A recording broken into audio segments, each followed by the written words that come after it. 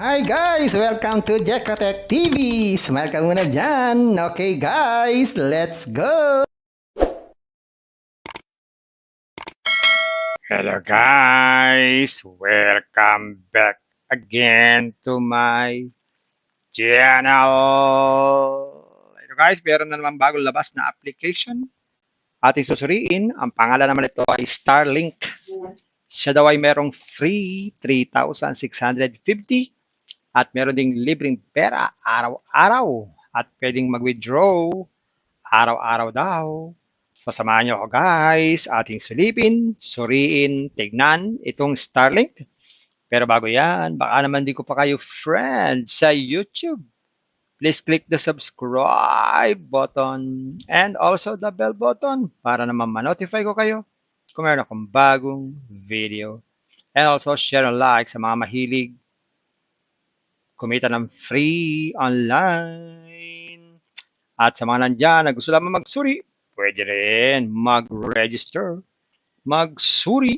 Ganda nga yan, marami nagsusuri, sari-saring application na lumalabas sa ating internet world.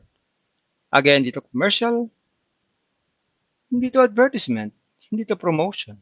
Sadya lamang sinusuri natin ang sari-saring application na lumalabas sa ating internet world. Hindi para sila ay commercial. Kaya, let's go na! Ayan guys, ito yung kanilang registration form. Napakasimple. Okay? Maglalagay lang tayo ng phone number dito. Ayan guys, ito yung kanilang sign up form. Simpleng-simple para tayo makapag-register. Maglagay ng cellphone number, tapos tong CAPTCHA, tapos maglagay daw ng password, at least 6 characters. Gawin na natin. Yan, ganyan lang kasimple. Click natin tong sign up. Ayan, automatic guys, nagkaroon tayo ng 20 pesos na free. So ito po yung free na pera pag tayo po ay nag-sign up. Ngayon hanapin natin yung free 3,650 at saka yung free money daily. Click natin itong me. Yan, dito sa orders, meron daw tayo ditong investment na 200 pesos. Nakikita raw ito ng 10 pesos every day. So ito yung money daily. At total niya ay 3,650. Dahil 10 pesos times 365 it equals to 360 pesos na pwede raw withdrawin yan kahit wala daw tayong puhunan. Ngayon check natin magkano ang minimum withdrawal. Okay, punta tayo sa minimum withdrawal. Check natin sa withdrawal.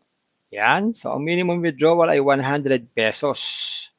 724. So anytime pwede tayong mag-withdraw at wala raw pong fee. So yan po, no? So pwede tayong mag-withdraw kahit wala tayong investment basta meron tayong 100 pesos. Pero bago mag-withdraw, click lang itong Bind Bank Card sa bandang kanan.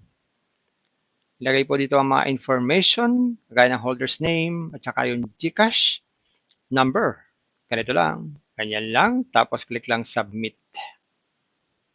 Yan. Nakabound na yung ating bank card at pwede na tayong mag-withdraw anytime basta meron tayong 100 pesos.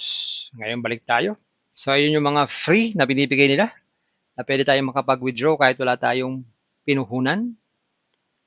Ngayon, check naman natin yung mga investment plan nila dito. Dito sa home, yan. Ito yung kanilang pinapakita dito ng mga investment plan. Kagaya nitong una, 500 pesos daw ang puhunan. Medyo malaki. Ang ROI daw niyan ay 30%. Ang daily return daw niyan ay 150 pesos. So, ibig sabihin, in 4 days, mababawi natin ang puhunan natin at meron pa tayong kinita. Maliban dyan, sa ating registration na 20 pesos at saka yung everyday na libreng pera. Yun po ang ating kikitahin. Within 4 days, nababawi na ating puhunan. Ang susunod daw dito ay 900 pesos na. Pero, ang daily return nito ay 279. So, ganun din, 4 days, bawi ang puhunan, may tubo pa. Ang susunod naman dito ay 17, 544 naman po ang daily. Ganun din, 4 days, bawi din ang puhunan, may tubo pa. Yahoo! Yahoo! At ang pinakamalaking investment daw dito ay pwede tayo mag-invest daw ng 50K. At meron to daw tong 21,000 everyday na kita. Wow! Ang laki! So, 3 days lang, bawi na daw ang puhunan. So, makikita natin dito, malalaki po ang kinikita. So, kaya ang sinasabi dito, pag ganitong malalaki ang kinikita, ito ay risky. So, ito ay para sa mga risky people lamang. Okay? Pag ganitong kalaking mga investment at ganong kalaking kinikita. So, para makapag-invest dito, bawa itong 1.7, click natin itong buy. Mamimili tayo ng gateway. May gateway 1 at gateway 2. Gateway 1 tayo. Click natin itong buy. Ayan, mabipunta tayo sa GCash. Magla-login tayo sa GCash natin. Ayan, tapos click lang itong next. Tapos i-scan itong QR code. Ayun, meron na tayong investment nun. At everyday, pwede na tayong mag-withdraw. At pwede rin tayo dito maglagay ng ating bank card. Click lang itong bind bank card. At meron dito support in case na meron tayong problem sa ating account. At pwede tayong subscribe sa channel na to para malaman natin yung mga update. At makita din natin, makausap yung mga member nitong application na to. At meron silang about us para ating silipin. Ano ba talagang klaseng company ito? Pwede tayong magbasa-basa. At pwede tayong mag-log out anytime. Basta ayaw na natin sa account na to o sa application na to. So, simpleng application lang ito. Okay? So, ayan guys, nakita natin itong Starlink. Totoo naman, meron siyang libreng 3,650.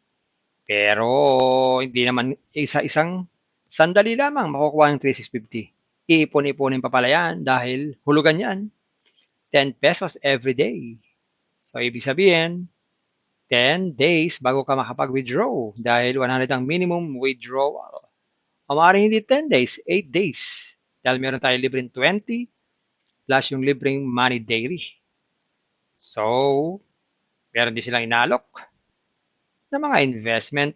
Pinakamaliit ay 500 pesos. Guys, parati ko kayong pinapaalalahanan, pinagbibilinan, nire-remind. Ang ganitong mga application ay very risky. Kaya po, kung kayo pa mag-invest, think twice, mag-search, magtanong-tanong bago mag-invest, and invest at your own risk, invest what you can afford to lose. Yun lamang po sobrang pera ang ating invest. Huwag yung ating pangkabuhayan, pambiling bigas, pambiling ulam, tuition fee, at lalo-lalo na, huwag na po tayong mangungutang. Kung wala po tayong pang-invest,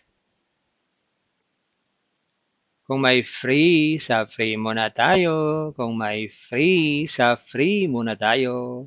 Meron itong free araw-araw na pera. Ipunin lang, makakapag-withdraw din. At kung gusto pa na maraming free, pasyalan nyo po yung aking description box. Nandun po yung mga super legit na free application. Puntahan nyo po. At sa pampaalala, ang ganitong mga application, minsan tumatagal, minsan naman sandali lamang. Kaya maging maingat sa ating pag-invest. At sa paring paalala, sabi po sa 1 Timothy chapter 6 verse 10, "For the love of money is the root of all kinds of evils. It is through this craving that some have wandered away from the faith and pierced themselves with many pangs." Totoo po ito. Ang pera naman talaga ay ginagamit natin, pamiling bigas, ulam, sapatos, damit, kotse, at iba pang mga bagay. Pero ang masama, yung love of money o yung pag-ibig o pagmamahal sa pera. Pag tayo po ay napunta na dyan, wala na tayong pang inisip, kundi pera ng pera. Masama po yan dahil pwede po tayo makagawa ng sari-saring kasamaan, magkaroon lang tayo ng pera. At hindi lang yun, maaari natin gamitin ang pera para sa kasamaan. Kaya nga po yung mga ating mga kaibigan, ating mga ibang kasama ay wala na sa pananampalataya dahil nahulog na sila sa pag-ibig sa pera. Kaya maging maingat po tayo. Isa po itong babala at warning mula po sa banal na kasulatan. Bye-bye. Ingat lagi sa pag-invest. Bye! Hi guys! Welcome to Jekatech TV! Smile ka muna dyan! Okay guys, let's go! At sa pa ring paalala, sabi po sa 1 Timothy chapter 6 verse 10, "For the love of money is the root of all kinds of evils. It is through this craving that some have wandered away from the faith and pierced themselves with many pangs." Totoo po ito. Ang pera naman talaga ay ginagamit natin pambiling bigas, ulam, sapatos, damit, kotse, at iba pang mga bagay. Pero ang masama, yung love of money o yung pag-ibig o pagmamahal sa pera. Pag tayo po ay napunta na dyan, wala na tayong ibang inisip kundi pera ng pera. Masama po yan dahil pwede po tayong makagawa ng sari-saring kasamaan, magkaroon lang tayo ng pera. At hindi lang yun, maaari natin gamitin ang pera para sa kasamaan. Kaya nga po yung mga ating mga kaibigan, ating mga ibang kasama ay wala na sa pananampalataya dahil nahulog na sila sa pag-ibig sa pera. Kaya maging maingat po tayo. Isa po itong babala at warning mula po sa banal na kasulatan. Bye-bye. Ingat lagi sa pag-invest. Bye!